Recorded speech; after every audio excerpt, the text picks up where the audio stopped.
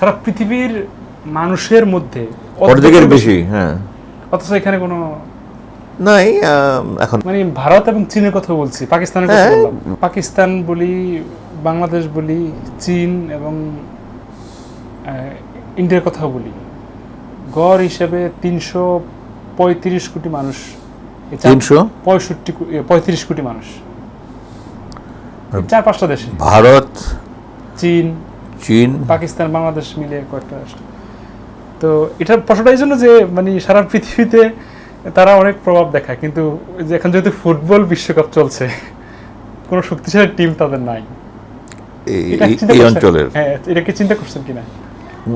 Football খেলার সাথে আপনার আবহাওয়ার একটা ফ্যাক্টরি আছে। গরম আবহাওয়ায় ফুটবলের জন্য যে ফিটনেস থাকে, যে স্ট্যামিনা দরকার হয়, কিন্তু গরম আবহাওয়ায় এটা খুব কঠিন ব্যাপার।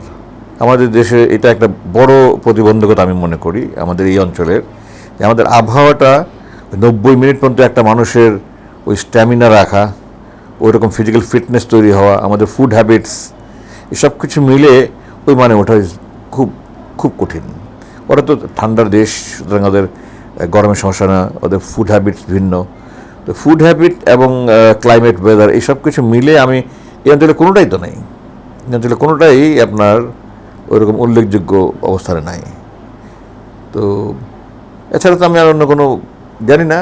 ফোকাস দিলে হয়তো ইমপ্রুভ করতে পারে। বাংলাদেশ তো একসময় ওয়ার্ল্ড কাপ ক্রিকেট খেলবে, কল্পনা করতে পারেনি। তো ওয়ার্ল্ড কাপ ক্রিকেটে তো অল্প কটা দেশ খেলে, তারপরেও বাংলাদেশ খেলবে এটা তো কখনো কল্পনাও করা যায় নাই। এখন তো বাংলাদেশ খেলে এবং ভালোই করছে মাশাআল্লাহ। তো সেই হিসাবে ফুটবল একদিন যে হবে না এমন বলা যায় না, কিন্তু আমার মূল্যায়নে, আমি তো ফুটবল খেলেছি, ঢাকার লিগে খেলেছি, আমি জানি যে আমাদের এই আবহাওয়ায় আপনার অল্প সময়ের মধ্যে এত তাপ বের হওয়া শুরু হয় শরীরে, তখন আর স্ট্যামিনা থাকে না। এবং মানে ভারত এবং চীনের কথা বলছি, পাকিস্তানের কথা বললাম। ভারতে তো মানে অধিকাংশ অঞ্চলে আমাদের মতো কোনো কোনো জায়গায় আমাদের তো বেশি গরম আছে। আমি এই জন্য বললাম যে ভাইয়া সারা পৃথিবীর মানুষের মধ্যে অর্ধেকের বেশি, হ্যাঁ, অথচ এখানে কোনো নাই। এখন ফোকাস দিলে হয়তো চীনের পক্ষে সম্ভব হতে পারে। পাকিস্তান, ইন্ডিয়াতে তো ঠান্ডা এলাকা আছে, কিন্তু ওই এলাকায় নিয়ে টিম ট্রেন করে ডেভেলপ করে ওইভাবে তারা হয়তো ফোকাস দিলে পারতে পারে। বাংলাদেশের জন্য ইটস ভেরি ডিফিকাল্ট। আমাদের আবহাওয়া, আমাদের খাদ্যাভ্যাস, এগুলি কারণে আমাদের জন্য আমাদের শরীর ভারী হয়ে যায়। আমাদের ভাত কোনো দিন ফুটবলের জন্য সহায়ক ভূমিকা পালন করে না। ভাত খেয়ে আমরা যে আয়েসি জীবন কাটাই, এতে ভালো ফুটবলার হওয়া সম্ভব না। আচ্ছা, ফুটবল নিয়ে আপনার কোনো স্মৃতি যদি থাকে বলবেন। অপ্রাসঙ্গিক নিবে। আমি ঢাকায়, আমি যখন ইংল্যান্ড থেকে আসলাম 78-এর শেষে, তো তখন 79-এ আমি ঢাকার ক্রিকেট একটা টিমে খেলি, ফুটবল আরেকটা টিমের সাথে প্র্যাকটিস করতাম। একটা না, কয়েকটা টিমের সাথে প্র্যাকটিস করতাম। আজাদ স্পোর্টিং, ভিক্টোরিয়া, দিলকুশা, এই তিনটার সাথে আমি প্র্যাকটিস করতাম। মোহনের সাথে একদিন প্র্যাকটিস করেছি, কারণ মোহনের ক্যাপ্টেন ছিল তখন জাকারিয়া পিন্টু। আচ্ছা, তিনি ওই স্বাধীন বাংলা ফুটবল দলের ক্যাপ্টেন ছিল। তো উনি আমার মামার বন্ধু ছিল। তো আমার মামা বলেছে, ওর সাথে কয়েকদিন প্র্যাকটিস করেছি। তো মোহনের আমার চান্স পাওয়ার মতো খেলতাম না আমি, বাট অন্য তিনটা টিম আমাকে বলেছিল চুক্তি করতে।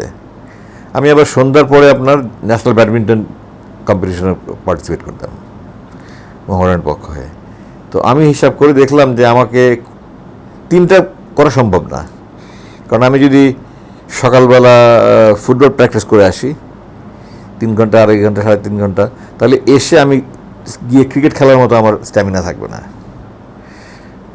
আবার যদি বিকালবেলা ফুটবল প্র্যাকটিস করি, সন্ধ্যার পর ব্যাডমিন্টন খেলার মতো স্ট্যামিনা থাকবে না। তো আমি সব কিছু মিলে ফুটবল প্র্যাকটিস করেছি, কিন্তু টিমে নাম ওইভাবে করিনি, আমি চুক্তি স্বাক্ষর করিনি, অ্যাগ্রিমেন্টে যাইনি। তবে একবার মাঠে গিয়েছিলাম, আমি ভিক্টোরিয়ার সাথে একটা টিমের সাথে আমি জার্সি পরে মাঠের ভিতরে গিয়েছিলাম। ভিক্টোরিয়া অনেক গোল খায়, কার সাথে মনে নাই।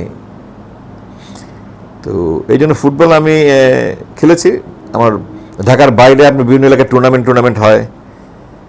আমার বন্ধুদের বাড়ি যারা আছে কুমিল্লা, তারপরে আপনার দিকে কাপাসিয়া, এই সময় আমাদের বন্ধুদের গ্রামের এলাকায় তাদের হয় না টুর্নামেন্ট, এই থানার সাথে ওই থানায়, এই ইউনিয়নের সাথে ওই ইউনিয়নের টুর্নামেন্ট হয়। ওরকম টুর্নামেন্টে কয়েকবারই আমাকে নিয়ে গেছে তারা, যেটা ফুটবলের একটা খ্যাপ বলে, বাট তো পয়সা দিয়ে নিয়ে যায়। আমি তো আমার বন্ধুদের রিকোয়েস্ট, আমার পাড়ার বন্ধু, তাদের রিকোয়েস্টে তাদের এলাকায় খেলতে গেছি। ফুটবল খেলা অনেক মারামারি হয়েছে, মারামারি অনেক হয়েছে। একটা 1971 সালে আপনার এই দক্ষিণ উত্তর উত্তর গ্যালারিতে, উত্তর গেট যেটা আছে বাইতুল মোকাররম সাইডে, আপনার সুইমিং পুলের এখান থেকে যে গেটটা আছে, ওটার পাশে 70 সালে পাকিস্তান নিউজিল্যান্ড খেলা হয়েছিল, জি ক্রিকেট খেলা হয়েছিল। তো ওখানে স্কোরবোর্ড বানাচ্ছিল 3 তলা। তো আমি আমার বড় দুই ভাই সহ খেলা দেখতে গেছিলাম। এটা ছিল 14 আগস্ট 1971, মোহামেডান ভার্সেস, তখন ছিল ইপিআইডিসি, যেটা পরে যে আপনার বিজেএমসি, বিটিএমসি, সব কর্পোরেশনগুলি যে আছে সবগুলি মিলে তখন একটা ছিল, EPIDC, east Pakistan industrial development corporation. তো এই দুইটা নাম্বার 1 নাম্বার 2 ছিল, তখন তো আবাহনী ছিল না, আমি 71 সালের কথা বলছি। তো ওই খেলায় এত মানুষ হয়েছে যে এই আপনার স্কোরবোর্ডে যে 3 তলা স্কোরবোর্ডের উপরে যে হঠাৎ করে আওয়াজ পাওয়া গেল, যে মরমর করে আওয়াজ পাওয়া গেছে, স্টেজ ভেঙে পড়ছে। জি তখন আমার বড় ভাই উপর থেকে এক ভাই আগে লাফ দিল, তারপর আরেক ভাই আমাকে উপর থেকে ছড়িয়ে দিল, আরেক ভাই আমাকে ধরলো, আর এর মধ্যে উপর থেকে পুরোটা ভেঙে স্টেডিয়ামের বাইরে কিছু অংশ পড়েছে, মারাও গেছে মানুষের দিন।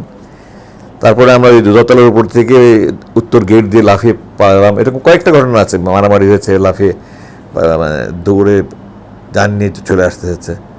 আর এমনি আমার আশেপাশে তো অনেক টিমের সাথে খেলেছি, এই মনে করেন মধুবাগ, নয়াটোলা, শান্তিনগর, এই সমস্ত ওদের সাথে আমাদের মহল্লা, আমাদের তো মাঠটার ছিল, এখানে আমরা প্র্যাকটিস করতাম, খেলতাম। এখন ফুটবল খেলা দেখেন কিনা বিশ্বকাপের? এখন না, এবার আমার এত কাজের বোঝা বলবো না, চাপ, যে আমার দেখার মতো সময় পাই না। আর ওরকম খুব বেশি আগ্রহ থাকলে হয়তো দেখতাম, মানে আমার ছেলের সাথে একটু দেখি, আমার ছেলে এসে জোর করে আমাকে একটা বয়স দেখি, একটু তখন দেখি।